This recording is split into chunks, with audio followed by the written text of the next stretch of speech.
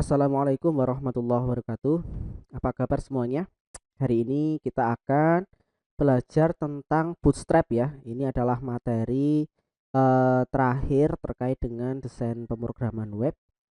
Bootstrap ini adalah sebuah kerangka kerja CSS yang sumbernya terbuka, artinya bebas untuk digunakan dalam merancang situs web dan aplikasi web. Dengan Bootstrap ini kita eh, bisa dengan bebas dan dengan mudah mendesain sebuah web tanpa banyak berurusan dengan desainnya, karena CSS-nya biasanya di sini ada banyak template yang bisa kita gunakan secara gratis. Yang pertama dilakukan adalah dengan mendownload frameworknya dulu. Kita bisa klik download di sini. Nah, CSS-nya dulu ya, compile CSS. Oke. Bootstrap ya, oke, siap. Sama contohnya. Kenapa? Karena nanti kita bisa eh, ATM ya, amati tiru modifikasi dari contoh ini. Dua zip, bootstrap dan examplesnya kita bisa kita ekstrak dulu. Oke, terus contohnya juga kita ekstrak dulu. Jadi dengan bootstrap ini kita bisa bangun dengan cepat sebuah web dan responsif. Responsif ini artinya eh, ketika aplikasi website kita ini dibuka di komputer atau dibuka di HP itu tampilannya akan menyesuaikan, tidak rusak gitu ya. Itu namanya adalah responsif. Besar kecilnya menyesuaikan. Nah, eh pertama yang diperlukan sebenarnya dalam membangun sebuah website itu adalah desain ya, atau perencanaan. Kalau menggunakan metode waterfall atau SDLC itu yang pertama adalah pengumpulan data dulu, kemudian desain, kemudian pembangunan atau pembuatan websitenya, kemudian dilanjutkan dengan testing dan distribusi atau implementasi gitu ya. Kita mulai saja langsung. Jadi yang pertama saya sudah membuat sebuah folder belajar Bootstrap di sini. Kemudian saya membuat folder baru, namanya adalah aset. Folder aset ini yang akan digunakan untuk menyimpan bootstrapnya.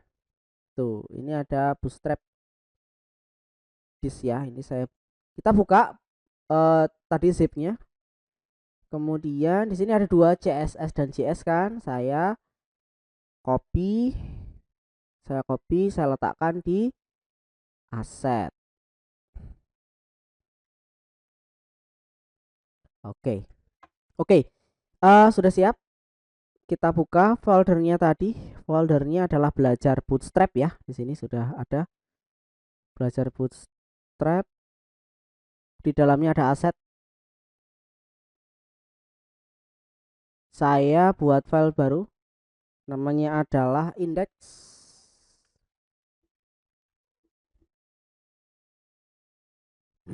Index. Index kita buka Bootstrap example-nya, contohnya. Nah, di sini ada banyak sekali. Nah, ini kan tadi yang sudah online tadi, ini sebenarnya sudah didownloadkan di sini. Halaman pertama adalah login ya, halaman pertama login misalkan. Nah, login. Kita buka login. Nah, ini halamannya, halaman login. Kita klik kanan, kemudian pilih uh, view page source. Oke. Kemudian Ctrl A. Ctrl A. Ini berarti semua ya, Ctrl A. Copy. Copy. Kita letakkan di sini. Paste di sini. Paste. Kemudian di save. Oke ya, sudah. Kita running. Hasilnya seperti apa? Ini yang sudah dibuka tadi, kita tutup. Hasilnya seperti apa? Kita buka di sini ya. Nah, sudah jadi. Loh, cepet ya, cepet. Tapi kok nggak ada warnanya, belum keren. Ya karena Nah, ini karena memang CSS-nya belum diatur. Jadi kita lanjutkan ya. Yang pertama, eh, kita buka dulu. Di sini foldernya tadi CSS dan JavaScript-nya ada di folder aset ya. Oke, ini sudah berhasil dibuka, tapi sayangnya tampilannya masih belum sesuai harapan. Jadi langkah kedua adalah kita atur dulu CSS-nya agar gambar dan tampilannya bisa berjalan dengan baik. Yang pertama, kita buka. Di sini ada link signin.css ya. Nanti berarti ini harus kita atur. Kita buka foldernya. Di folder sign in di examples tadi ada ya, ini examples sign in, kita buka, kemudian sign in CSS nya kita copy, dimasukkan ke folder belajar bootstrap asset. Nah, di this ya. Oke, saya paste. Oke, sudah sign in, sudah ada di sini. Kemudian pada alamatnya, link hrefnya kita masukkan ke folder assets, kemudian apa, this ya, this, kemudian css, kemudian apa namanya adalah load sign in. Nah, terus untuk yang ini juga ada aset brand bootstrap solid SVG, ini gambar ya, ini gambar, tempatnya juga ada di sini. Aset, nah ini ya, aset brand, ada ini ya, bootstrap solid SVG, ini gambar. Tempat tadi sudah saya copy juga, jadi brand ini ada di sini, kita copy asetnya. Saya copy begini, kemudian kita paste, dimasukkan di aset brand, belajar bootstrap aset brand, di paste ini ya. Nah, baru kemudian kita panggil. Ini perhatikan ada titik 2, ini artinya keluar dari folder, sementara kita ini nggak keluar dari folder ya, kita langsung masuk saja. Berarti titik ini kita hapus, aset brand bootstrap. Terus apalagi, ini juga bootstrap CSS nya kita hapus saja langsung. Ini sudah benar, sudah aset this CSS. Kita save, kita refresh. Oke, nah sudah berhasil sesuai dengan harapan. Ini linknya sudah benar ya, index.html. Nah, bisa diapakan? Bisa diganti nggak ini B-nya? Bisa, kita ganti gambar lain juga bisa. Teksnya ini juga bisa kita ganti. Coba ya, please sign in, kita ganti. Misalkan login dulu kan. Ya, oke, bisa. Nah, langkah kedua adalah halaman login ini gunanya untuk membatasi keamanan. Jadi misalkan tidak semua orang bisa masuk ke halaman selanjutnya atau halaman home, harus login dulu gitu kan. Berarti halaman loginnya nanti kita beri sebuah function validasi agar siapapun yang bisa mengoperasikan halaman ini mereka harus login terlebih dahulu. Nah, berarti halaman selanjutnya kita buat ya. Halaman selanjutnya nanti kita beri nama home gitu. Kita cari dulu contohnya di example lagi. Misalkan namanya adalah, ini ada starter template, ini saya pakai ini aja. Ini saya buka seperti tadi, kita copy view page source, kemudian Ctrl A, copy. Oh iya, home nya sudah ada, ini saya hapus saja lah, saya hapus. Nah, ini home, kemudian paste, saya save ya. Kemudian sama seperti tadi, kita coba buka, hasilnya seperti apa. Nah, hasilnya masih begini, masih kacau juga seperti tadi kita sesuaikan CSS-nya.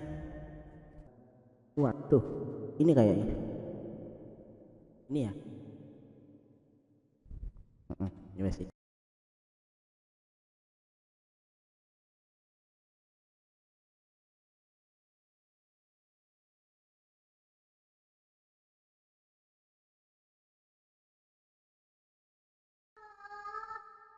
Sudah. Kemudian di bawah. Nah, ini juga jQuery-nya. Ini gunanya kalau misalkan Anda membuka halaman ini itu ada internet, dia langsung ngecek juga di sini. Kalau tidak, ada backupnya yang offline. Ini ya. Nah, ini kita sesuaikan juga. Set JS. Oke, sekarang kita hubungkan antara halaman login dengan halaman home-nya. Caranya pada halaman login kita buka tadi yang sudah ada ya di index.html ya. Oke, di sini nanti kita beri fungsi JavaScript di sini. Meletakkannya di mana?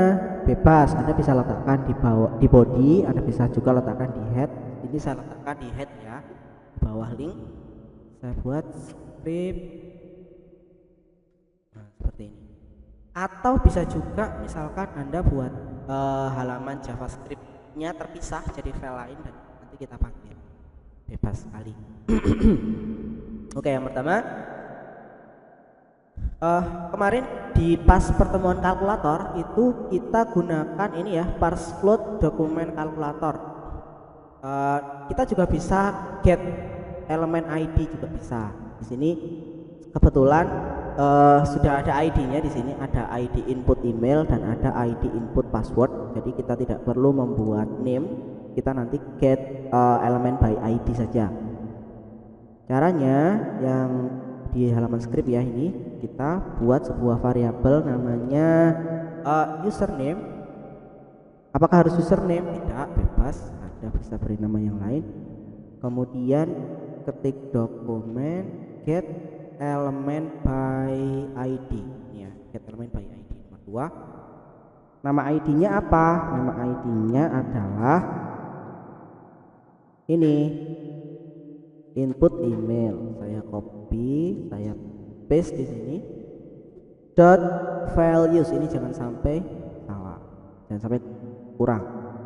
Value artinya nilai, berarti ini artinya memanggil nilai yang ada di ID input email dimasukkan ke variabel username. Saya copy aja, saya paste. Pada pilihan variabel username kedua saya ganti menjadi password atau pass saja gitu ya.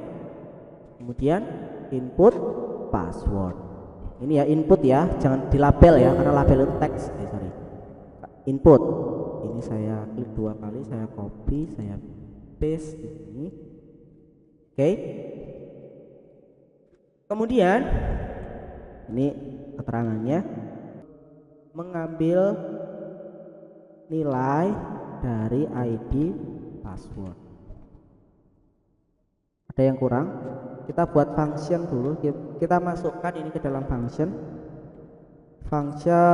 masuk misalkan.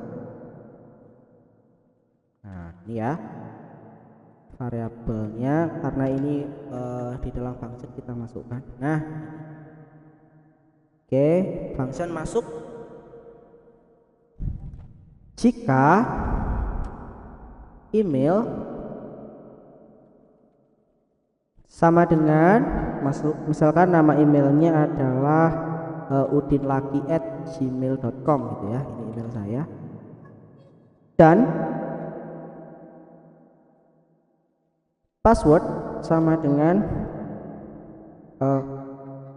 123.com misalkan, ini passwordnya. Jika email sama dengan ini dan passwordnya sama dengan itu, maka ini kita cek dulu pakai alert.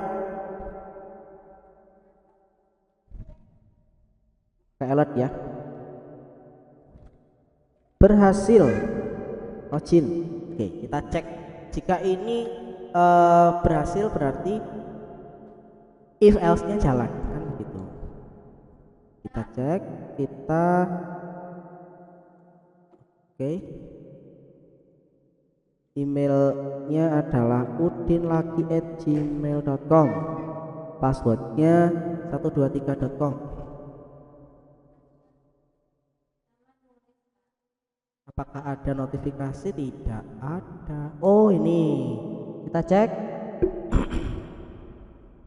Nah ada yang error nomor 38, invalid assignment left hand side. Ini ya kayaknya kurang satu lagi, sama dengannya 2 harusnya. Oke, saya refresh, kita coba lagi, Udin lagi. Passwordnya jangan panjang-panjang ya, 123 aja lah biar enak ngetiknya. Saya save, ini saya refresh lagi, passwordnya 123. Tidak ada apa-apa. Apa ya yang belum ya, kenapa tidak mau? Oh iya sebentar, bukankah halaman tombolnya belum kita masukkan? Nah ini buttonnya belum dipanggil, jadi on clicknya belum ada ya. On click ini loh, on click, kemudian fungsinya apa namanya tadi, masuk. Ini jangan sampai ketinggalan, karena ini yang akan menjadi trigger dari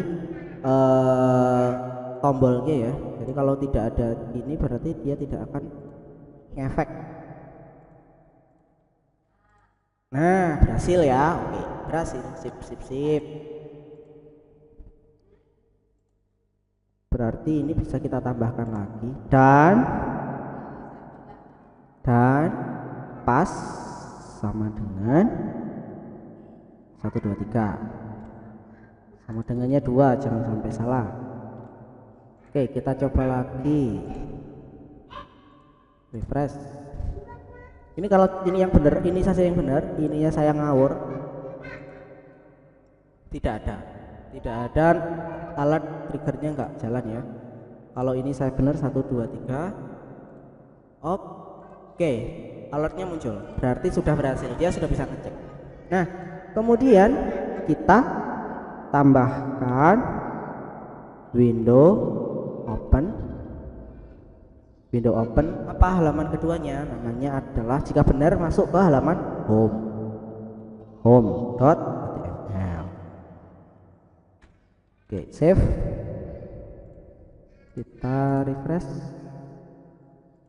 lagi, 123 sign in, berhasil login.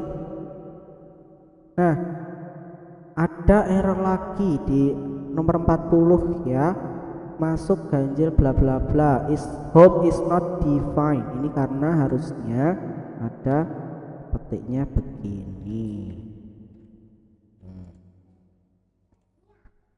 Refresh lagi, 123. Oke berhasil masuk ya, masuk ke halaman selanjutnya. Nah ini ya, kalau tidak berhasil misalkan saya ngawur, lagi misalkan ini passwordnya salah, nah tidak ada apa-apa, kita bisa beri notif ya, else alert, misalkan username atau password salah. Nah, kenapa tidak saya beri kurung kurawal? Karena ini hanya satu baris. Kalau satu baris boleh tidak pakai kurung kurawal, tapi kalau lebih dari satu baris harus dikurung. Press kita, oh ini keyword else nya letaknya di bawahnya if, bukan di luar function. Nah refresh lagi, ini passwordnya misalkan salah, username atau password salah dan tidak loncat atau tidak masuk ke halaman ini. Kalau benar 1 2 3 berhasil login. Oke, sip. Itu ya, saya kira cukup sebagai pembukaan dari pembelajaran Bootstrap ini. Silahkan ditanyakan jika ada yang kurang paham. Kita akhiri cukup sekian. Assalamualaikum warahmatullahi wabarakatuh.